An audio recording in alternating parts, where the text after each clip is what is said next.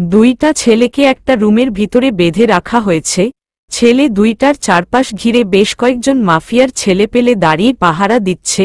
রুমটাতে হালকা আলো আছে, বেশ ঠান্ডা আছে রুমের ভিতরটাতে। এক কথায় যাকে স্যাতস্যাতে পরিবেশ বলে, ছেলেগুলোকে কোনো প্রকার টর্চার করা হয় নাই, কারণ মাফিয়ারদের বশ এখনও আসে নাই। ছেলে দুইটাকে বেঁধে রাখা হয়েছে, তারপরেও ওদের মধ্যে কোনো ভয় কাজ করছে না। এক পর্যায়ে একটা ছেলে মাফিয়াদের বলে উঠে, এই যে আমার চারপাশের চামচারা, তোদেরকে তো দেখছি আমাদের নিরাপত্তা দেওয়ার জন্য দাঁড় করিয়ে রেখেছে। হা হা হা, দেখ আমরা কত আরামে বসে আছি, আর তোরা সেই থেকে দাঁড়িয়ে আছিস। এই কথা শুনে সজীবের চোখ দুইটা রাগে লাল হয়ে যায়। ছেলেটার কলার ধরে উঁচু করে ফেলে, এই কুত্তার বাচ্চা কি বললি তুই? তোদের নিরাপত্তা দেওয়ার জন্য আমাদের এখানে দাঁড় করিয়ে রেখেছে? আরে আমাদের মাহফুজ বসের জন্য তো আমরা সারা জীবন দাঁড়িয়ে থাকতে পারি, প্রয়োজনে জীবনও দিতে পারি, আর আমাদের বস তোদের আদর করে রাখতে বলছে, তাই এতক্ষণে ঠিক আছিস তোরা, না হলে তোদের অস্তিত্ব বিলীন হয়ে যেত। কলার ধরে উঁচু করার ফলে ছেলেটার গলা আটকে যায়, নিঃশ্বাস প্রায় বন্ধ হয়ে যাওয়ার মতো অবস্থা। কাশতে কাশতে বলে, আরে ভাই আমার কলারটা ছেড়ে দাও, দম নিতে পারছি না, মেরে ফেলবে নাকি আমাকে? সজীব, হা তোকে আজকে মেরাই ফেলব, তোদের মতো কুত্তাগুলোর এই দেশে কোনো ঠাঁই নাই, বলে আরে জোরে কলার চেপে ধরে। এদিকে ছেলেটির গলা আটকে যাওয়ার কারণে চোখ দুইটা বড় বড় হয়ে যায়, আর কাশতে থাকে। পাশের ছেলেপেলেরা এই কাণ্ড দেখে তাড়াতাড়ি দুইজনকেই ছাড়িয়ে নেয়। ছেলেটার গলা আলগা হলে ঘন ঘন নিঃশ্বাস নিতে থাকে। তখনই রুমের ভিতরে মাহফুজের সাথে দুইজন লোক প্রবেশ করে। সবার পুরো শরীরেই কালো কাপড় দিয়ে ঢাকা, শুধু চোখ দুইটা খোলা আছে। ওদেরকে দেখলেই যে কোনো স্বাভাবিক মানুষ ভয় কেঁপে উঠবে। তিনজনে রুমে ঢোকার পরই সবাই দুইটা ছেলেকে খালি করে দিল।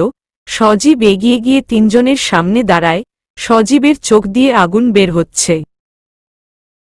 সজীব, বস, আপনি এক্ষুনি হুকুম দিন, ওই কুত্তাগুলোকে খতম করে দিই, ওরা জীবনেও ঠিক হবে না। ওরা আবার বলে কিনা আপনি আমাদেরকে ওদের চামচা করে রেখেছেন এখানে। রাগে সজীবের পুরো শরীর কাঁপতে লাগল।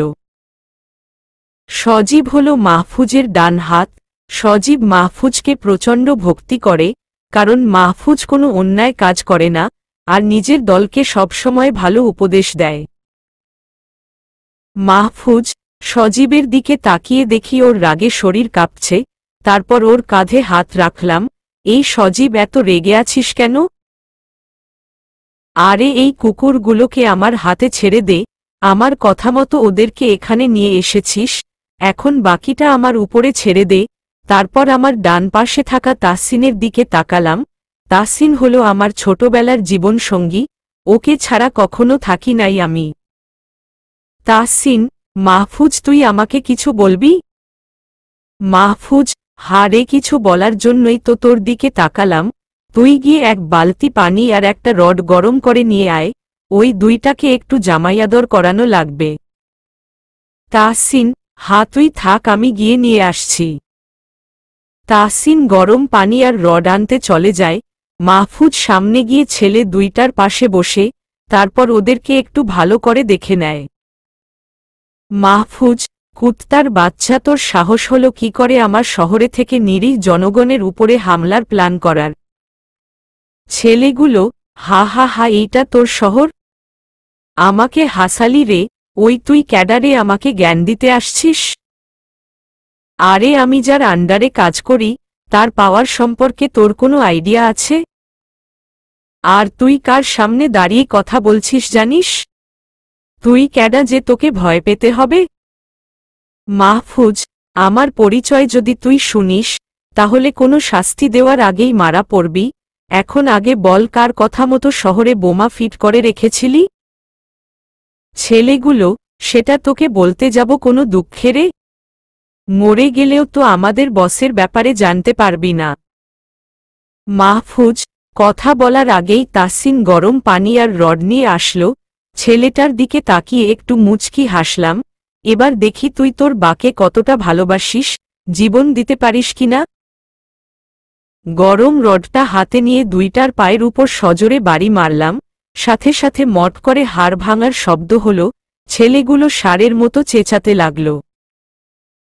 তাহসিন এসে দুইটার মুখ কচটেপ দিয়ে আটকে দিল, ওদের চোখ মুখ পুরো লাল টকটকে হয়ে গেল।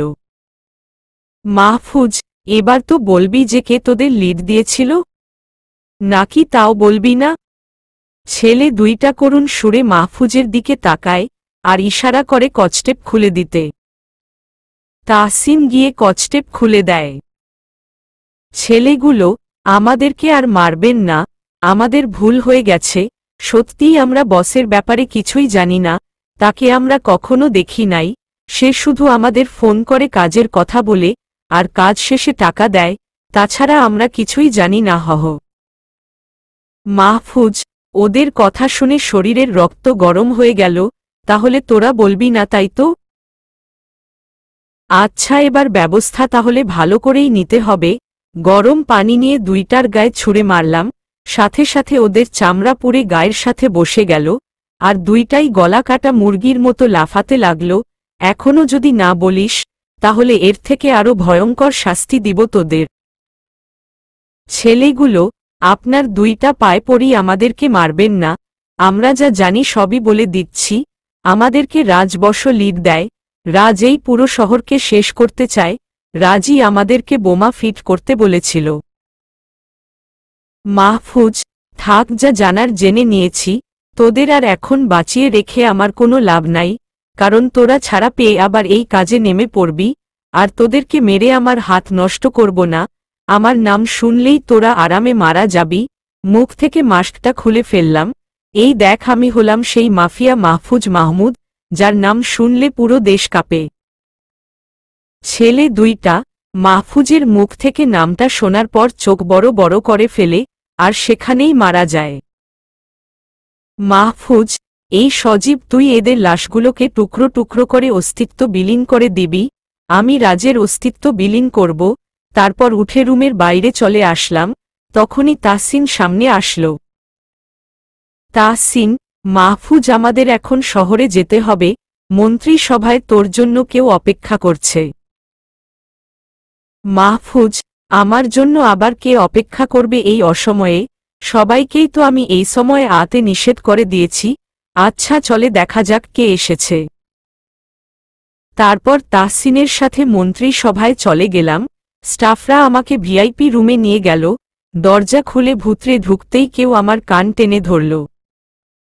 পাশে তাকিয়ে দেখি আম্মু, সাথে সাথে আম্মুকে কোলে তুলে নিলাম। এই আম্মু, কেমন আছো তুমি? আম্মু, এই পাগল, কি করছিস তুই? আমি পড়ে যাব তো। মাহফুজ, তোমার ছেলে কি তোমাকে ফেলে দেওয়ার জন্য কোলে নিয়েছে নাকি? অনেকদিন পর তুমি আমার কাছে এসেছ। আমি তো দেশের মন্ত্রী হয়েছি, কিন্তু তোমার কাছে তো সেই ছোট বাচ্চা থেকেই গেছি। আম্মু, পাগলটা বলে কি দেখো তো, আরে কোনো বাবা মায়ের কাছেই তার সন্তান বড় হয় না, সবসময় ছোট থেকে যায়। দেখি এখন আমাকে নিচে নামিয়ে দে। মাহফুজ, আম্মুকে কোল থেকে নিচে নামিয়ে দিলাম। আম্মু, কিরে তাহসিন, তুই কেমন আছিস? তোদের দুজনকে কতদিন পরে দেখলাম। তাহসিন, আন্টি, অনেক ভালো আছি আমি, কিন্তু যারা এতিম তারা বেশিদিন ভালো থাকে না। আম্মু, তাহসিন, এবার কিন্তু তোকে মারব আমি।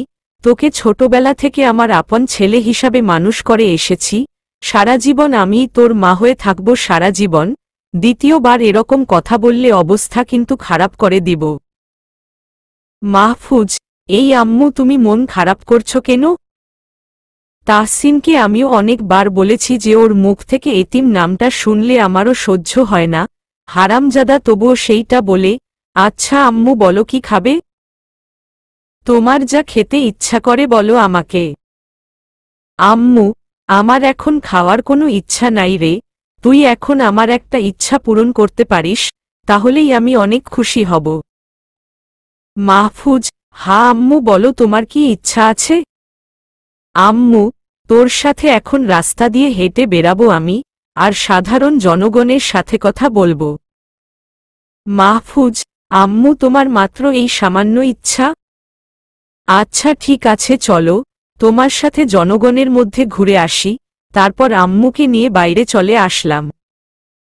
হঠাৎ আম্মু আমাকে থামিয়ে দিল। মাহফুজ, কি হলো আম্মু বলো? এভাবে থামিয়ে দিলে কেন? আম্মু, তুই তোর সাথে তো কোনো গার্ড নিয়ে যাচ্ছিস না, তোর যদি কোনো প্রকার হামলা হয়। মাহফুজ, আম্মুর কথা শুনে মুচকি হাসলাম। আচ্ছা তুমি তো জানো যে আমি কাউকে ভয় পাই না, আর এই মন্ত্রী পদে যখন থেকে আছি আমি নিজের সাথে গার্ড নিই না, জনগণের মধ্যে দিয়ে আমি এমনিতেই চলাফেরা করি, এজন্য চলার সময় জনগণই আমাকে গার্ড দেয়। আম্মু আমার কথা শুনে কপালে হাসি মুখে একটা চুমু দেয়, আবার কান্নাও করে দেয়। এই আম্মু তোমার আবার কি হলো? কি এমন বললামে কান্না করছো? আম্মু, আরে গাধা, এটা হলো খুশির কান্না। আমি আল্লাহর কাছে যেরকম সন্তান চেয়েছিলাম, আল্লাহ ঠিক সেই রকম সন্তানই আমাকে দান করেছে। আমার ছেলে যে দেশের মন্ত্রী হয়ে তার ভিতরে কোনো অহংকার রাখেনি, আমি এটাই চেয়েছিলাম, সবার সাথে যেন আমার ছেলে সুন্দর আচরণ করে। মাহফুজ, আম্মু আমি তোমার সমস্ত ইচ্ছা পূরণ করব, সাথে এই দেশটাকে উন্নয়নের সর্বোচ্চ শিখরে উত্তোলন করব। আচ্ছা চলো, আমাদের দেরি হয়ে যাচ্ছে। তারপর আম্মুকে নিয়ে শহরটা ঘুরে আসলাম। আম্মু সবার খোঁজ খবর নিল, জনগণ এই জন্য খুবই খুশি। বাসভবনে আসতে আসতে সন্ধ্যা লেগে গেল। আম্মু রুমে এসেই যাওয়ার জন্য তৈরি হয়ে গেল। কি হলো আম্মু, আজকেই চলে যাচ্ছ? আজকে থেকে যাও অন্তত। আম্মু, না রে বাবা, আমার থাকার সময় নাই। তোর বোন তো বাসায় একা রয়েছে, আর তোর বাবাও একা রয়েছে, তাই আমি আর থাকতে পারছি না। মাহফুজ, আমি তোমাদের ছাড়া কিছুতেই থাকতে পারবো না। এক সপ্তাহের মধ্যে তোমাদের সবাকে বাসভবনে নিয়ে চলে আসব। আচ্ছা চলো, তোমাকে এগিয়ে দিয়ে আসি। তারপর আম্মুকে বিদায় দিয়ে রুমে চলে আসলাম। রাতে খাওয়া দাওয়া সেরে ঘুমিয়ে গেলাম। পরের দিন সকাল থেকেই পুরো শহর তোলপাড় হয়ে গেছে, কারণ শহরের নামকরা মাস্তান রাজের দুইজন ছেলেকে খুঁজে পাওয়া যাচ্ছে না, কিন্তু বিভিন্ন জায়গায় টুকরো করা লাশ পাওয়া গেছে, যাদের দেহের কিছু অংশে রাজের ট্যাটু পাওয়া গেছে। সমস্ত সংবাদ মাধ্যম এই খবরটাকে নিয়ে তোলপাড় শুরু করে দিয়েছে। তাহসিন খবরটা শুনে মাহফজের রুমে চলে যায়। কিরে মাহফজ, খবরটা শুনেছিস নাকি? মাহফুজ, তাহসিনকে দেখেই উঠে দাঁড়ালাম। ওই তাহসিন, সজীবকে তো বলেছিলাম লাশগুলোকে টুকরো করে গুম করে দিতে, তাহলে সজীব সেটা না করে জনসম্মুখে ফেলে আসছে। তাহসিন, আমি তো সেটাই ভাবছি। সজীব তো ছেলেগুলোর উপরে প্রচণ্ডভাবে রোগে ছিল, মাঝে মাঝে ওর রাগ হয়ে গেলে তো কি করে নিজেও ঠিক পায় না। মাহফুজ, তুই এক্ষুনি সজীবকে আমার কাছে আসতে বল। আমি ওকে ঠান্ডা না করলে রাজকে মারার চেষ্টা করবে, এতে ওর বিপদ আরও দ্বিগুণভাবে বেড়ে যাবে। তাসহিন ফোনটা বের করে নিয়ে সজীবকে ফোন করল। কিছুক্ষণের মধ্যেই বাতাসের গতিতে সজীব রুমে প্রবেশ করল। সজীব, মাহফুজ ভাই, আপনি আমাকে এত জরুরি তালাশ করলেন কেন? মাহফুজ, আমি তো তোকে বলেছিলাম লাশগুলোকে বিলীন করে দিতে, কিন্তু তুই তো সেগুলো রাজের নজরে ফেলে দিলি। সারা মিডিয়া তো তোলপাড় হয়ে গেছে। রাজ তো এখন আরও কঠিনভাবে লেগে পড়বে শহরটাকে উড়িয়ে দেওয়ার জন্য, কারণ ওর মাথায় এখন একটাই চিন্তা, ওর ছেলেগুলো বোমা ফিট করতে এসে মারা পড়ে গেল। সজীব, মাহফুজ ভাই, ওরা আমাদের সাজিয়ে রাখা শহরটাকে, শহরের মানুষগুলোকে ধ্বংস করতে চায়। ওদেরকে ধ্বংস না করে আমি থামব না, এজন্য আমার জীবন দিতেও রাজি আছি। মাহফুজ সজীবকে অনেক বুঝানোর পরে একটু শান্ত হল। হঠাৎ বাইরে থেকে একজন স্টাফ চলে আসলো। মাহফুজ সাহেব, বাইরে তো মিডিয়ার লোকরা ঝড় তুলে দিচ্ছে। আজকের এই ঘটনা নিয়ে পুরো শহরে তোলপাড় শুরু হয়ে গেছে। মাহফুজ, আচ্ছা তুমি যাও, আমরা আসছি। স্টাফ চলে যাওয়ার পরেই আমার ফোনে একটা মেসেজ আসলো। মেসেজ অন করতেই দেখি রাজ নামের একটা লিঙ্ক থেকে মেসেজ এসেছে। প্রথমে একটু অবাক হলাম, রাজ কিভাবে আমার নাম্বার পেল? এটা কিভাবে সম্ভব হতে পারে? তাহসিনের কাছে বিষয়টা শুনতে যাব তখনই চোখে পড়ল এটা রাজের পাঠানো কিছু নয়। তাহসিন, এই মাহফুজ দাঁড়িয়ে থেকে কি ভাবছিস? মিডিয়ার লোকেরা তোর জন্য বাইরে অপেক্ষা করছে। মাহফুজ, তাহসিনের ডাকে হুঁসে ফিরলাম। তাহসিন, চল বাইরে। আর সজীব, তুই নিজের জায়গায় ফিরে যা, এইখানে তোর আর কোনো কাজ নাই, যখন প্রয়োজন হবে তোকে ডেকে নিব। সজীব, ওকে ভাই, আপনার যেমন ইচ্ছা, বলেই বাতাসের গতিতে চলে গেল। মাহফুজ, এই তাহসিন, এবার চল, মিডিয়ার লোকদের উত্তর দিয়ে আসি। মাহফুজ আর তাহসিন মিলে রুমের বাইরে চলে যায়। মিডিয়ার লোকেরা উৎসুক হয়ে দাঁড়িয়ে আছে। মাহফুজ যাওয়ার সাথে সাথেই সবাই মিলে ঘিরে ধরে আর নানা রকম প্রশ্ন ছুড়ে মারে। মন্ত্রী সাহেব, আজকে পুরো শহর জুড়ে এই দুইটা লোকের হত্যার ঘটনা অনেক বড় একটা রূপ ধারণ করেছে। লাশগুলো শনাক্ত করে স্পষ্ট বোঝা যাচ্ছে এই শহরের নামকরা মাস্তান রাজের ছেলে এইগুলো। তাদেরকে কোনো কারণে হত্যা করা হয়েছে সেটা এখনও কে বলতে পারছে না। সাথে সাথে আরেকটা মিডিয়া চলে আসে। মন্ত্রী সাহেব, আমরা আগে আরেকটা বিষয়ে অবগত ছিলাম যে এই রাজ শহরটাকে ধ্বংস করার জন্য উঠে পড়ে লেগেছিল। সেই সময়ও রাজের কয়েকটা ছেলেকে মেরে রাস্তায় ফেলে রাখা হয়েছিল, সেইটার হদিসও কেউ খুঁজে পেয়েছিল না। তো আপনি এই বিষয়ে কি বলবেন? আপনি কি মনে করেন যে এই সব কিছুর পিছনে কেউ গোপনীয়ভাবে কাজ করছে? মাহফুজ, আপনাদের সমস্ত প্রশ্নের উত্তর আমি দিয়ে দিব। শুনুন, আমি আপনাদের জন্য মন্ত্রী হয়ে এসেছি। আপনাদের সমস্ত অধিকার, নিরাপত্তার দায়িত্ব আমার হাতে সোপর্দ করেছেন, তাই আমাকে আপনারা প্রশ্ন করতেই পারেন। আমি আপনাদেরকে কথা দিয়েছিলাম, এই দেশটাকে উন্নতির স্বর্ণ শিখরে পৌঁছে দিব। যারা এই দেশের সাথে, এই দেশের শহরগুলোতে বিশৃঙ্খলা করার চেষ্টা করবে, তারপর সবাইকে কঠোর শাস্তি দিব। এই দেশটাকে একটা সোনার দেশ হিসেবে গড়ে তুলব। এখন আসুন রাজের ব্যাপারে। আমরা সকলেই জানি যে রাজ নিজের আধিপত্য বিস্তার করার জন্য উঠে পড়ে লেগেছে। শহরের সব জায়গাতে তাদের খারাপ ছেলেগুলোকে ছড়িয়ে রেখেছে, বিভিন্ন সময় হামলা করছে, কিন্তু রাজ এইগুলোর একটাতে সফল হতে পারবে না। আমি জানি এখন রাজ আমাকে দেখতে পাচ্ছে। রাজকে একটা কথা বলে রাখছি, আমি যতদিন বেঁচে থাকব, যতদিন এই মন্ত্রী পদে থাকব, ততদিন এই দেশের একটা অংশেও রাজের ভয়াল থাবা বসাতে দিব না। আমার সাথে আছে আমার প্রধান পরামর্শদাতা তাহসিন। আমরা সবাই মিলে আল্লাহর সাহায্য দেশকে রক্ষা করে ফেলব ইনশাআল্লাহ। এখন আপনারা সবাই যেতে পারেন, আমাকে এই বিষয়ে ভাবতে হবে। মাহফুজ কথাগুলো বলেই স্টাফদের চোখের ইশারা করল যেন মিডিয়ার লোকদেরকে এখান থেকে সরিয়ে দেওয়া হয়, কারণ ওরা এখানে থাকলেই মাথাটা খারাপ করে দেবে প্রশ্ন করে। ইশারা পেয়েই স্টাফরা সকলকে সরিয়ে দেয়। মাহফুজ তাহসিনকে নিয়ে দ্রুত রুমে চলে আসে। তারপর দুজনেই ফ্রেশ হয়ে সকালের খাবার শেষ করে নেয়। তাহসিন বিছানায় বসে টিভিটা অন করে, কিন্তু আজকে কোনো ভালো খবর না। সব চ্যানেলেই শুধু হত্যার বিষয়ে আলোচনা করা হচ্ছে, কিন্তু কয়েকটা চ্যানেল আবার মাহফুজের কথাটা তুলে ধরেছে। তাহসিন তখনই মাহফুজকে ডাক দেয়। এই মাহফুজ, এগিয়ে বিছানায় আয় তো। মাহফুজ, কেন রে, আবার কি হলো? টিভি দেখছিয়া, দেখ, চুপ করে। তাহসিন, ধুরো ভাই, শুধু বেশি বকিস। মিডিয়াগুলো দেখ তোর কথাগুলো প্রচার করছে। মাহফুজ, তাহসিনের কথা শুনে টিভির সামনে আসলাম। টিভিতে আমার কথাগুলোকে খুব সম্মানীয়ভাবে তুলে ধরা হচ্ছে। একটা বিষয় ভালো লাগলো যে জনগণ আমার উপর সম্পূর্ণভাবে আস্থা রেখেছে। খবরটা শুনতে শুনতে একটা জিনিস মাথায় আসলো, আমি তো বলে দিলাম যে রাজকে এই দেশের কোনো কিছুতে হাত দিতে দিব না, ওর ভয়াল তাবা কাউকে গ্রাস করতে পারবে না। রাজও তো এবার ওর সমস্ত শক্তি খাটাবে আমাদেরকে শেষ করার জন্য।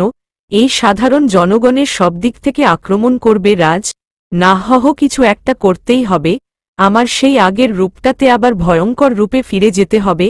সেই আগুন আবার সবার মাঝে ফিরে আসবে। এই তাহসিন আজকে রাতেই মাফিয়ার আড্ডায় সবাইকে আসতে বল, আর সজীবকে বলে দিবি যেন সবকিছু রেডি করে রাখে। তাহসিন, আচ্ছা তুই কোনো চিন্তা করিস না, আমি সবকিছুর ব্যবস্থা করে ফেলছি। তাহসিন তৈরি হয়ে রুম থেকে বেরিয়ে যায়। দিন গড়িয়ে রাত হয়ে যায়। মাহফুজ কর্মকর্তাদেরকে সমস্ত কিছুর দায়িত্বভার বুঝিয়ে দিয়ে আগুনের আসল রূপ নিয়ে বের হয়ে যায়। মাফিয়ার আড্ডায় পুরো মাফিয়ার ছেলেপেলে বসে আছে। সবার মাথায় একটাই চিন্তা, আগুন বাই তাদেরকে এত জরুরি তলব কেন করল? সবাই চুপচাপ মেরে বসে আছে। একটু পরেই মাহফুজ সেখানে গিয়ে উপস্থিত হয়। সজীব এগিয়ে এসে মাহফুজকে রিসিভ করে। মাহফুজ, সজীব এখানে সব ছেলেদেরকে জড়ো করেছি এত? সজীব, জি ভাই, এখানে সবাই আছে, কাউকে বাদ রাখিনি, আর আপনার কথা শুনে সবাই সব জায়গা থেকে চলে এসেছে। মাহফুজ, আচ্ছা ঠিক আছে, এখন চল ভিতরে যাওয়া যাক। তারপর তিনজনে মিলে মাফিয়ার আড্ডায় চলে গেলাম। আমাকে দেখেই সবাই দাঁড়িয়ে পড়ল। সবাইকে বসতে বলে নিজেও বসলাম। ভাই, আপনি আমাদের এত জরুরি তলব করলেন? কোনো খারাপ কিছু ঘটেছে নাকি? মাহফুজ, খারাপ কিছু এখনো ঘটে নাই, তবে খারাপ কিছু ঘটতে চলেছে। তোমরা সবাই তো সেই রাজমাস্তানকে চিনো। ওর বড্ড বেশি সাহস হয়েছে। ও জানে যে ওর বাপ এই দেশেই বাস করে, কিন্তু ও সেটা ভুলে গেছে। ওকে সেটা মনে করিয়ে দিতে হবে। ওর অস্তিত্ব পুরোটাই মাটির সাথে মিশিয়ে দিতে হবে। আমাদেরকে কি করতে হবে শুধু একবার বলেন, আমরা আপনার জন্য জীবন দিতেও প্রস্তুত আছি। মাহফুজ, না তোমাদেরকে জীবন দিতে হবে না। তোমরা সবাই আমার প্রাণের ভাই। তোমাদের শুধু এখন একটাই কাজ, এই দেশের প্রত্যেকটা কোনায় ছড়িয়ে যাও। রাজের যত ছেলেপেলে আছে সবাইকে খুঁজে খুঁজে শেষ করে দিবে, যেন ওর কোনো দলই না থাকে। ওর যত দলের সাথে হাত আছে সবার খোঁজ নিয়ে আমার হাতে দিবে। ভাই, আপনি কোনো চিন্তা করবেন না, আমরা আজকে থেকেই আমাদের কাজ শুরু করে দিচ্ছি। মাহফুজ, এখন তোমরা সবাই নিজেদের কাজে ফিরে যাও। কোনো প্রয়োজন হলে আবার তোমাদেরকে খবর দেওয়া হবে। আজ এখানেই আড্ডা শেষ করলাম। সজীব, তুই সবকিছু ম্যানেজ কর, আমি চলে গেলাম। মাহফুজ তাহসিনকে নিয়ে বেরিয়ে পড়ে বেশ খানিকটা রাস্তা চলে আসার পর হঠাৎ তাহসিন গাড়ি থামিয়ে দেয়। মাহফুজ, কিরে, গাড়ি থামালি কেন? তাহসিন, সামনে তাকিয়ে দেখ, একটা মেয়েকে কিছু ছেলে হ্যারাজ করছে। মাহফুজ, এই মাঝরাতে আবার একটা মেয়েকে হ্যারাজ করছে? চল গিয়ে ব্যাপারটা দেখে আসি। গাড়ি থেকে নেমে মেয়েটার কাছে যেতে লাগলাম। দেখি কয়েকটা ছেলে মিলে একটা মেয়ের সম্মান হানি করার চেষ্টা করছে। এটা দেখে মাথায় তো পুরো আগুন চড়ে গেল। দ্রুত গিয়ে একটা ছেলেকে নাক বরাবর ঘুষি দিলাম, সাথে সাথে ছেলেটা মাটিয়ে পড়ে গেল। মেয়েটা আমার দিকে ঘুরেই চোখ দুটি বড় বড় করে তাকিয়ে অজ্ঞান হয়ে যায়। আমি তখনই তাহসিনের দিকে অবাক হয়ে তাকালাম। কিরে তাহসিন, মেয়েটা আমাকে দেখে অজ্ঞান হয়ে গেল কেন? তাহসিন, তো অজ্ঞান হবে না? এমনিতেই ছেলেগুলোর জন্য মেয়েটা আতঙ্কে ছিল, তারপর আবার হঠাৎ করে তোর এই রকম ভয়ঙ্কর রূপ দেখেছে। তোর এই রকম রূপ দেখলে তো যে কোনো মানুষ ভয় পেয়ে অজ্ঞান হয়ে যাওয়াটা স্বাভাবিক ব্যাপার। মাহফুজ, এই এত বেশি বকিস কেন তুই? দেখছিস যে এমনিতেই মেয়েটা অজ্ঞান হয়ে গিয়েছে, ওকে নিরাপদে না নিয়ে গিয়ে আমরা দাঁড়িয়ে গল্প করছি। মেয়েটাকে সেফলি নিয়ে যেতে হবে, চল গাড়িটা স্টার্ট কর। তাহসিন দ্রুত গিয়ে গাড়িটা চালু করল। মাহফুজ মেয়েটাকে পাজা কোলে করে নিয়ে গাড়িতে গিয়ে বসে পড়ে। তাহাইন বেশ দ্রুত চালিয়ে বাসায় চলে আসে। মাহফুজ মেয়েটাকে ভিআইপি একটা রুমে নিয়ে গিয়ে শুইয়ে দেয়। তারপর ডক্টরকে খবর দেয় মেয়েটাকে চেক আপ করার জন্য। ডক্টর এসে মেয়েটাকে চেক আপ করতে শুরু করে। তখনই মাহফুজ মেয়েটার দিকে ভালো করে তাকায়। মেয়েটার মুখটা যেন আল্লাহ নিজের হাতে পরম যত্ন করে বানিয়েছেন। সব সৌন্দর্য মনে হয় মেয়েটার মধ্যেই দিয়েছেন। মাহফুজ মেয়েটার চেহারা দেখে মুগ্ধ হয়ে যায়, যেন মনে হচ্ছে আকাশ থেকে কোনো পরী ভল করে পৃথিবীতে নেমে এসেছে। এক দৃষ্টিতে মাহফুজ মেয়েটাই দিকে তাকিয়ে থাকে। তাহসিন অনেক সময় ধরে খেয়াল করছে যে মাহফুজ মেয়েটার দিকে তাকিয়ে রয়েছে, তখন কয়েকবার ডাকও দেয়, কিন্তু মাহফুজ কোনো সাড়া দেয় না, তাই তাহসিন হালকা করে মাহফুজকে ধাক্কা দেয়। কিরে মাহফুজ, এভাবে মেয়েটার দিকে তাকিয়ে কি দেখিস? মাহফুজ, হঠাৎ কেউ ধাক্কা দেওয়াতে ভয় পেয়ে গেলাম, পরে দেখি তাহসিন আমাকে ধাক্কা দিচ্ছে। এতক্ষণ ধরে কোনো একটা জগতে হারিয়ে গিয়েছিলাম মেয়েটাকে দেখে। কিরে তাহসিন, কি হইছে? এভাবে ধাক্কা দিচ্ছিস কেন? তাহসিন, তো কি করব বল? সেই কখন থেকে দেখছি তুই মেয়েটার দিকে একভাবে তাকিয়ে আছিস, কয়েকবার ডাকলাম কিন্তু সাড়া দিলি না, তাই তো ধাক্কা দিলাম। মাহফুজ, ওহহ সরি রে, আমি একটু অন্য চিন্তা করছিলাম। যাই হোক, ডক্টর সাহেব মেয়েটার কি অবস্থা দেখলেন? মেয়েটার শরীর ঠিক আছে তো? ডক্টর, মাহফুজ তুমি কোনো চিন্তা করো না, মেয়েটা একদম ঠিক আছে। মেয়েটার সাথে কেউ ধস্তাধস্তি করছে, আর সাথে অনেক ভয়ও পেয়েছে, তাই মেয়েটা সেন্সলেস হয়ে পড়েছে। আজকের রাতটাতে একটু বিশ্রাম নিলে সব ঠিক হয়ে যাবে। মাহফুজ, ওহহ তাহলে ভালো কথা। আমি আবার মনে করলাম যে কি না কি হয়ে গেল। যাক, তাহলে মেয়েটা এখন রেস্টে থাকুক, ওকে কাল সকালে দেখতে আসব। আমার একটু বিশ্রাম নিতে হবে, শরীরটা অনেক ক্লান্ত লাগছে। তাহসিন, তুই কাকে মেয়েটার কাছে নিযুক্ত করে দে, যাতে সবসময় মেয়েটার খেয়াল রাখে। তাহসিন, আচ্ছা ঠিক আছে, তুই কোনো চিন্তা করিস না, আমি সবকিছুর ব্যবস্থা করছি, তুই নিশ্চিন্তে রুমে যা। মাহফুজ নিজের ঘরে এসে ফ্রেশ হয়ে হালকা খেয়ে নেয়, তারপরে আর চোখ খুলে রাখতে পারে না, কারণ ঘুমে দুই চোখ অন্ধকার হয়ে যাচ্ছে। বিছানায় শুয়েই ঘুমের দেশে হারিয়ে যায়। সকালবেলা একটু তাড়াতাড়ি ঘুমটা ভেঙে যায়। ফজরের নামাজটা আদায় করে মেয়েটার রুমে চলে যায়। মেয়েটা নিশ্চিন্ত মনে ঘুমিয়ে রয়েছে। ভোরের মৃদু আলোতে মেয়েটাকে অসম্ভব সুন্দর লাগছে। মাহফুজ মেয়েটার দিকে তাকিয়ে আবারও মেয়েটার মায়ে পড়ে যায়। একটা চেয়ারে বসে অপেক্ষা করতে থাকে কখন মেয়েটার ঘুম ভাঙবে। বেশ কিছুক্ষণ পরে মেয়েটার ঘুম ভেঙে যায়। মাহফুজ মেয়েটার কাছে চলে আসে। মেয়েটা চোখ খুলতেই মাহফুজকে দেখে চিৎকার করে উঠে, আর মাহফুজকে মারতে থাকে। মেয়েটা, তুমি এখান থেকে চলে যাও, দয়া করে আমাকে মেরো না, তুমি খুব খারাপ, দয়া করে আমাকে মেরো না। মাহফুজকে ইচ্ছামতো হাত দিয়ে আঘাত করতে থাকে। মাহফুজ মেয়েটার হাত কষ্ট করে ঠেকাতে থাকে। এই মেয়ে, তুমি শান্ত হও, এখানে কে তোমাকে মারতে আসে নাই, তুমি এখন পুরোপুরি সেফ আছো, তোমাকে কেউ কোনো ক্ষতি করবে না, আমি কোনো খারাপ লোক নই। মেয়েটা মাহফুজের কোনো কথায় কান দেয় না, হাত দিয়ে মারতেই থাকে। তুমি মিথ্যা বলছো, তুই সেই খারাপ লোক, প্লিজ আমাকে ছেড়ে দাও, আমি তো তোমার কোনো ক্ষতি করি নাই। মাহফুজ, উফফ, কি জ্বালায় পড়লাম রে বাবা। এই মেয়েটাকে কেমন করে বোঝাবো যে আমি খারাপ লোক না, আমার কোনো কথায় তো শুনছে না, উল্টো আরও মেরে যাচ্ছে। মেয়েটাকে দেখতে যেমন কিউট, তেমনি হাতের মারগুলোও কিউট কিউট, কি জোরে মারছে আমাকে। জোর করে মেয়েটার হাত চেপে ধরলাম।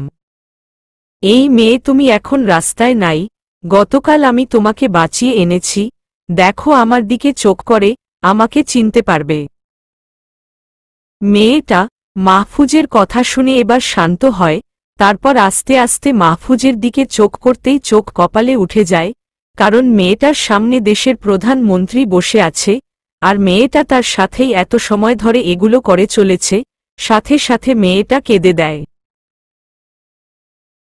মাহফুজ মেয়েটার কাণ্ড দেখে অবাক না হয়ে আর পারলাম না। হঠাৎ করে আবার কি হলো মেয়েটার?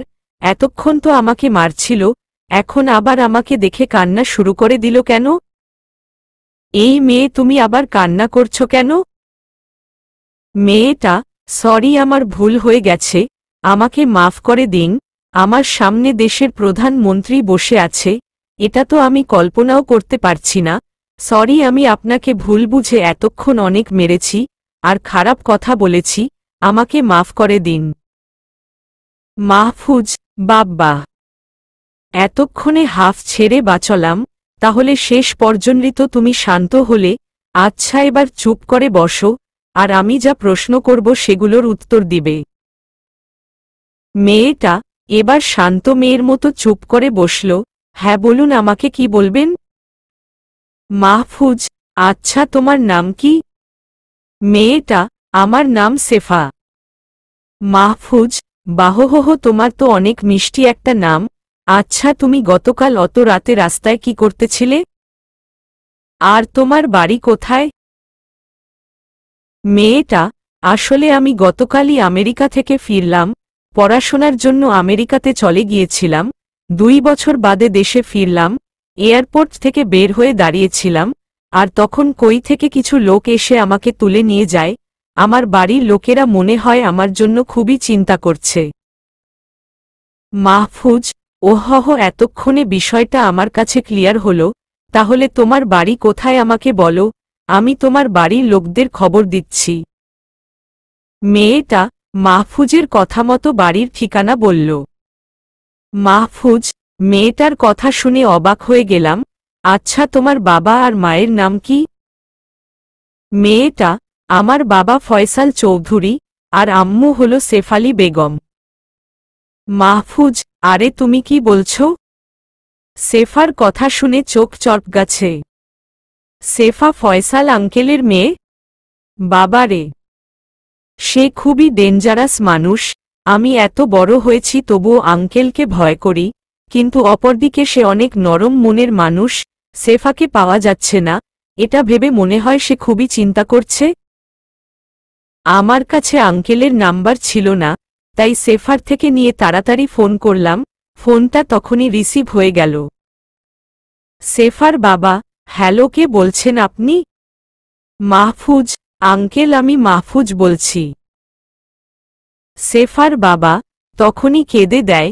মাহফুজ বাবা, তুমি এখন দেশের হাল ধরেছ। আমার মেয়েটার গতকাল থেকে কোনো খোঁজ পাওয়া যাচ্ছে না।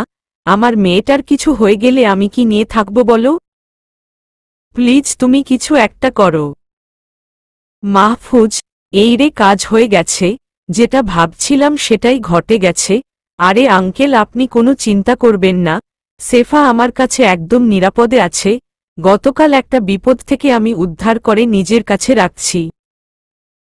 সেফার বাবা, ওহহ, তোমাকে যে আমি কি বলে ধন্যবাদ দিব সেটা বলে বোঝাতে পারবো না। তুমি আমার মেয়েকে রক্ষা করেছ, তোমার প্রতি আমি সারা জীবন কৃতজ্ঞ। মাহফুজ, আঙ্কেল আমাকে এত প্রশংসা করতে হবে না। সেফাকে তো প্রথমে আমি চিনতে পারছিলাম না, পরে আপনার পরিচয় দিলে সাথে সাথে আপনাকে ফোন করলাম। আপনি কোনো চিন্তা করবেন না, আমি কালকেই সেফাকে নিয়ে আসব, আপনি নিশ্চিন্তে থাকুন। সেফার বাবা, ওহহ, তুমি আমাকে স্বস্তি দিলে। আচ্ছা ঠিক আছে, কিন্তু এদিকে মেয়ের চিন্তায় সেফার আম্মু কেঁদেই চলেছে। আচ্ছা বাবা, ওর সাথে কি একটু কথা বলা যাবে? মাহফুজ, না আঙ্কেল, ওর শরীরটা অনেক দুর্বল, এখন কথা না বললেই বেটার হবে। আমি কালকে নিয়ে আসলে যত খুশি কথা বলবেন। ফোনটা কেটে দিয়ে সেফার দিকে তাকালাম। দেখি আমার দিকে রাগী দৃষ্টিতে তাকিয়ে আছে। সেফা, এই আপনি আমাকে আমার বাবার সাথে কথা বলতে দিলেন না কেন? মাহফুজ, আরে তুমি এখনো সুস্থ হও নাই, তোমাকে অনেক দুর্বল দেখাচ্ছে, তাই রেস্টে রেখে দিয়েছি। কালকে তোমাকে নিয়ে গেলে কথা বলতে পারবেই, এমন তো নয় যে সারা জীবনের জন্য কথা বলা থেকে আটকে রাখব। তাহলে এত রাগ করার কি আছে? সেফা, আপনার উপর অনেক রাগ হচ্ছে, তারপর আবার বলেন যে রাগ করার কি আছে। আরে আব্বুর সাথে আমার কথা বলতে না পারলে একটুও ভালো লাগে না।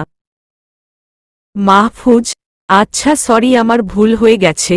কালকে ঠিক সকালবেলা তোমাকে বাসায় নিয়ে যাব, সারাদিন তোমার বাবা মায়ের সাথে কথা বলবে, ঠিক আছে? সেফা এবার একটু লজ্জা মাখা হাসি দিয়ে মাহফুজকে জড়িয়ে ধরে। হ্যাঁ, এবার ঠিক আছে, সেজন্যই তো তোমাকে এত ভালোবাসি। মাহফুজ, সেফার হঠাৎ এরকম আচরণে কি করব বুঝতে পারলাম না। শেষমেশ লজ্জার মাথা খেয়ে সেফাকে নিজের থেকে ছাড়িয়ে নিলাম। কি করছো সেফা তুমি? মাথা কি খারাপ হয়ে গেছে নাকি? সেফা, এই সরি, প্লিজ কিছু মনে করবেন না, আসলে বাবার কাছে কালকে নিয়ে যাবেন বললেন, তাই আমি এই রকম করেছি, প্লিজ আমার কথায় কিছু মনে করবেন না। মাহফুজ, আরে না তোমার কথায় আবার কি মনে করব, আমি কিছুই মনে করি নাই। আচ্ছা তুমি ফ্রেশ হয়ে নাও, আমি তোমার জন্য খাবার পাঠিয়ে দিচ্ছি। সেফা, আরে না সেটা হবে না, আমি আপনাদের সাথে খেতে বসব, সবাই মিলে একসাথে খাবো, প্লিজ এইটাতে না করবেন না। মাহফুজ, আচ্ছা ঠিক আছে, ফ্রেশ হয়ে খাবার টেবিলে চলে আসো। সেফার রুম থেকে বের হয়ে গেলাম। তাসিন হঠাৎ আমার সামনে পড়ল। কিরে তাসিন, কই যাস তুই? তাসিন, ওহহ আমি একটু মেয়েটাকে দেখতে যাচ্ছি, শরীরটা কেমন আছে তাই ভাবছিলাম। মাহফুজ, ওকে নিয়ে অত টেনশন করতে হবে না, আমি ফজরের নামাজের পরে ওর কাছে গিয়েছিলাম, দেখলাম বেশ সুস্থ হয়েছে, কালকে ওকে ওর বাসায় নিয়ে যাব। এখন তুই টেবিলে খাবারের ব্যবস্থা কর, মেয়েটা এসে আমাদের সাথে খাবে। তাহসিন, আচ্ছা ঠিক আছে, তুই মেয়েটাকে নিয়ে টেবিলে চলে আয়, আমি খাবারের আয়োজন করছি। মাহফুজ, সেফাকে নিয়ে খাবার টেবিলে এসে খেয়ে নিলাম। সারাদিন ওকে নিয়েই সময় কাটালাম। সকালবেলায় নিকের গাড়িটা নিয়ে সোর বাসার দিকে রওনা দিলাম। তাহসিন আমার সাথে আসতে চেয়েছিল, বাট আমি ওকে ওইদিকে সবকিছু সামাল দেওয়ার জন্য, তাই ওকে জোর করে রেখে এসেছি। পুরো রাস্তা সেফা গল্প করতে করতে এসেছে, আমার মাথাটা আরেকটু হলে আইসিইউতে ভর্তি করে আসা লাগত। দুপুরের দিকে সেফার বাসায় পৌঁছে গেলাম। কলিং বেল দিতেই আঙ্কেল এসে দরজা খুলে দিল, কিন্তু সোকে দেখে প্রথমে মুখ থেকে হাসি বিলীন হয়ে গেল।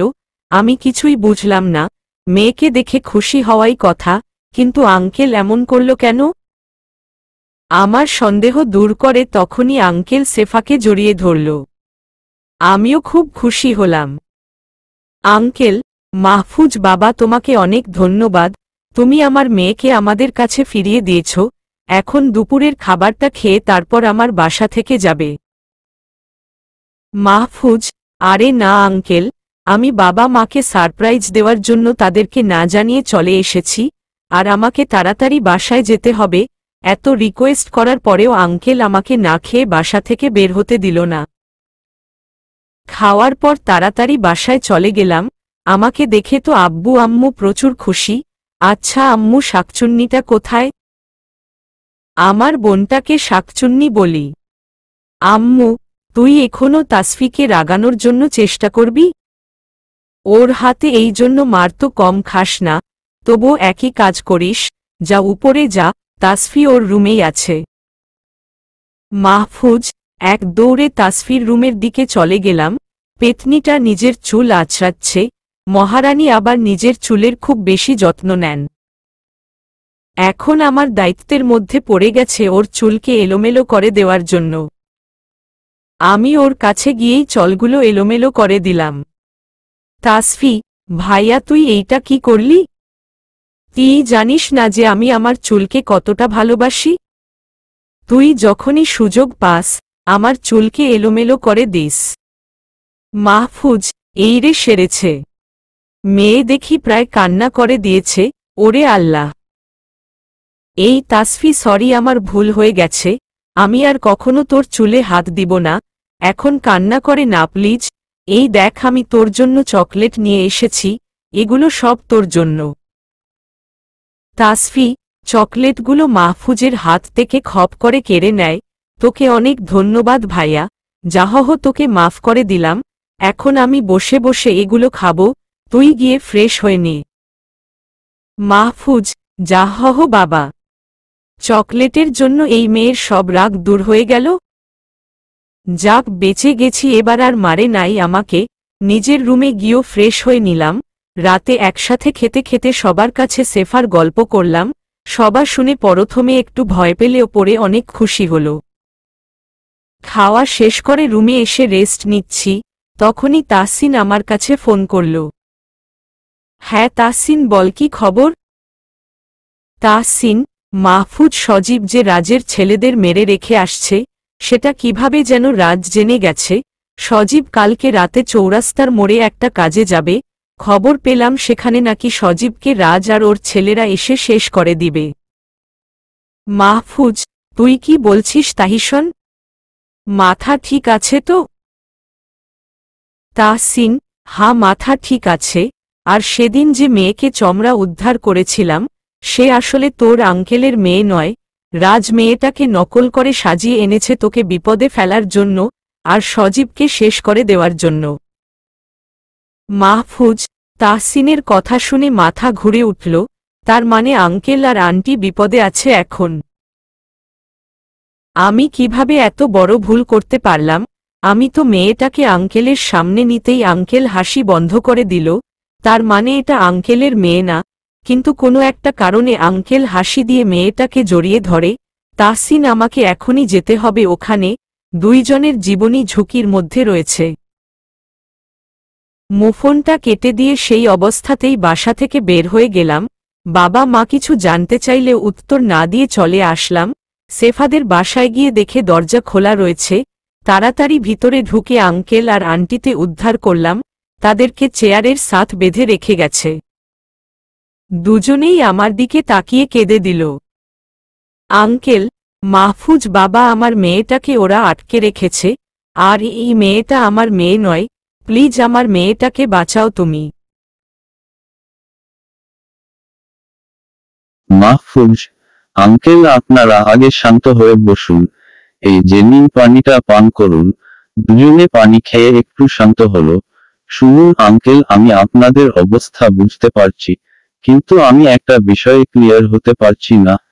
আমি যখন মেয়েটাকে বাসায় নিয়ে আসলাম তখন প্রথমে মুখের থেকে আপনার হাসি উড়ে গেল, আবার পরক্ষণেই হেসে উঠলেন কেন?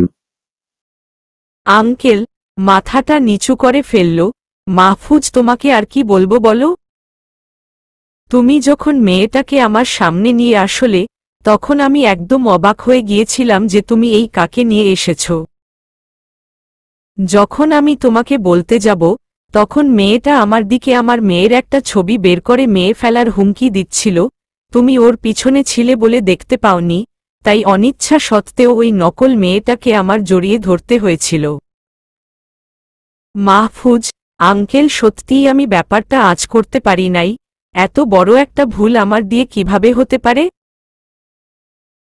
প্লিজ আঙ্কেল, আপনি আমাকে মা করে দিন। আমার অগোচরে সবকিছু হয়ে গেল। আর তাহসিনকে অনেক ধন্যবাদ যে সময় মতো আমাকে খবরটা দিয়ে দিয়েছে। আঙ্কেল, আপনাকে আমি কথা দিলাম, সেফাকে উদ্ধার করে নিয়ে আসবই। আপনার আদরের মেয়েকে আপনার কোলে ফিরিয়ে দিব। এখন আপনারা আমাদের বাসায় চলুন, কারণ এখানে থাকলেও আপনাদের উপর আবারও অ্যাটাক করতে পারে। মাহফুজ সেফার বাবা মাকে নিয়ে নিজের বাসায় চলে আসে। বাসায় ঢুকতেই মাহফুজকে বিভিন্ন প্রশ্ন ছুড়ে মারে, কিন্তু সেফার বাবা মায়ের অবস্থা দেখে সবাই বুঝে যায় যে মাহফুজ কি জন্য তাড়াতাড়ি করে বাসা থেকে বের হয়ে গিয়েছিল। সবাই সেফার বাবা মাকে সাধ্যমতো সেবা করে। মাহফুজ, বাবা, আমি কালকে সকালেই রওনা দিব, কারণ আমার লোকেরা বিপদে আছে। ওদেরকে মারার জন্য এই মেয়েকে ভাড়া করে আনা হয়েছে। আমি না গেলে সবকিছু শেষ হয়ে যাবে। বাবা, আচ্ছা ঠিক আছে, আমরা তোকে আর বাধা দিচ্ছি না, কারণ তুই এখন এই পুরো দেশের হাল ধরেছিস। তোকে আটকানোর মতো ক্ষমতা এখন আর আমাদের নাই। মাহফুজ, বাবা, আমাকে আটকানোর মতো ক্ষমা তোমাদের এখনো অনেক আছে, বাট আমি দেশের জন্য কাজ করছি, তাই আমার ইচ্ছা থাকলেও তোমাদের সম্পর্কের মায়াজালে আটকে থাকা সম্ভব নয়। সবার সাথে কথা বলে নিজের রুমে চলে আসলাম। ব্যাগ থেকে কোনো কাপড় বের করি নাই, তাই আর কিছু গোছানোর প্রয়োজন হল না। পরদিন সকালে খুব তাড়াতাড়ি তৈরি হয়ে নিলাম। তারপর সবাইকে বিদায় দিয়ে শহরের দিকে রওনা দিলাম। শহরের পৌঁছানোর আগেই তাহসিনকে ফোন করলাম। এই তাহসিন, কই তুই? তাহসিন, আরে আমি মিটিংয়ে আছি, সবাইকে নিয়ে একটু আলোচনা করছি। মাহফুজ, মিটিং এখনই শেষ কর, আর মাফিয়ার ছেলেদের এক জায়গায় জোরে কর, একটা ছেলেও যেন বাদ না পড়ে। আমি এখনই আসছি। তাহসিন, ওকে তুই চলে আয়, কোনো চিন্তা করিস না, আমি সমস্ত ব্যবস্থা করে রাখছি, তুই আসলেই মিটিং শুরু করব। মাহফুজ ফোনটা কেটে দিয়ে দ্রুত মাফিয়ার আড্ডায় চলে যায়, নিজের আগুনরূপী ড্রেসটা পরে নিয়ে আড্ডায় প্রবেশ করে, সাথে সাথে সবাই কুর্নিশ করে, মাহফুজ সবাইকে বসতে বলে নিজেও বসে যায়। তাহসিন মাহফুজের কাছে এসে বসে, মাহফুক তোর কথা মতো সব ছেলেদেরকে ডেকে নিয়েছি, একটাও বাদ যায় নাই, বর তোকে গতকাল যে খবরগুলো দিয়েছিলাম সেগুলো তোর ছেলেরাই আমার কাছে পাঠিয়েছিল।